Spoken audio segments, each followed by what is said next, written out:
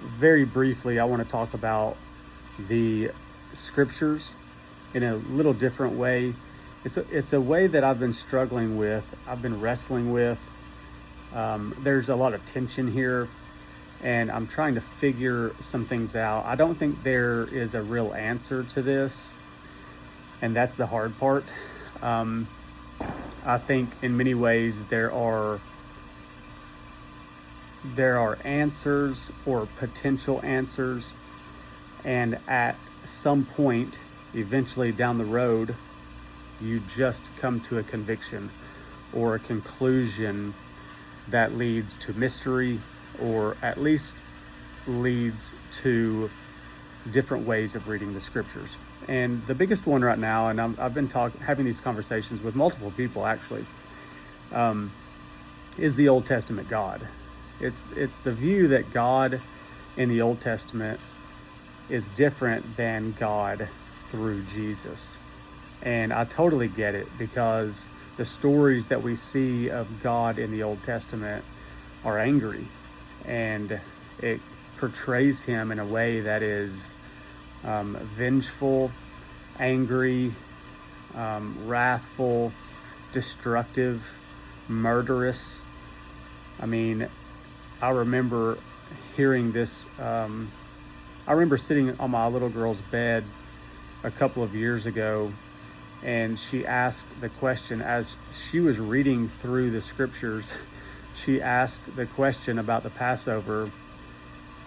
She said, "Dad, do you think God would kill the all the newborn babies?" And I didn't know what to say, and I was still trying to figure these things out myself. And I just simply asked her, "Do you think Jesus would do that?" And she said, kind of hesitantly, I mean, honestly, she said it very hesitantly, I don't think so. Like she was showing a reverence. She was showing a respect for God. But her answer was very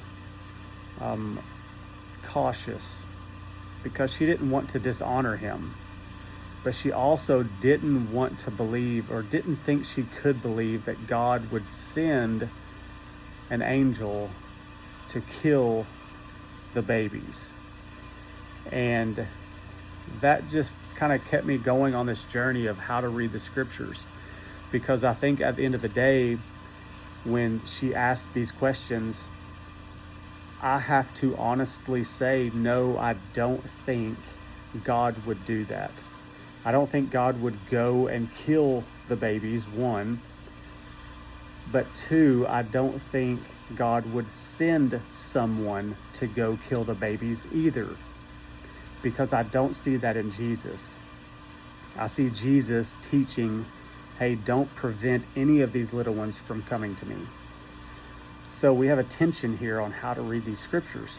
And what I'm finding is a more ancient way, a more historical way of reading the scriptures. And that is not in a literal way. That is in more of an allegorical way, a metaphorical way, a spiritual way. And that the question and the tension is still, well, did this story really happen? And what I'm finding is there's probably no resolve in that. Whereas most Western evangelicals would simply just say, well, that's what the scriptures say, that's what God did, and therefore he had reasons to do it. I just don't find that answer plausible. And I find those answers leading people away from the faith more than anything. Because once people start questioning these things in that way, and they truly care about the character and nature of God and how he acts and reacts, and I know that's kind of a weird thing to say for God, but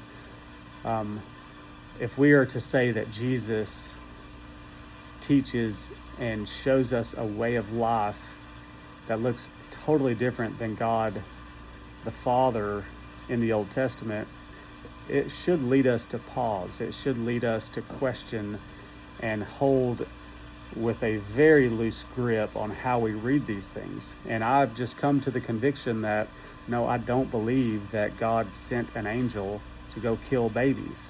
I don't believe, uh, I think I just figured I just got that story wrong. But either way, I just don't think that God would send people to go kill for him. And, in 1 Samuel 15, it talks about God sending people to go kill women, children, infants, and the cattle. And it's like, you think about these things as a father, and you're thinking, what kind of psychotic God is this? And I've just come to the conclusion that if that is the God that we say we believe and that we're supposed to worship,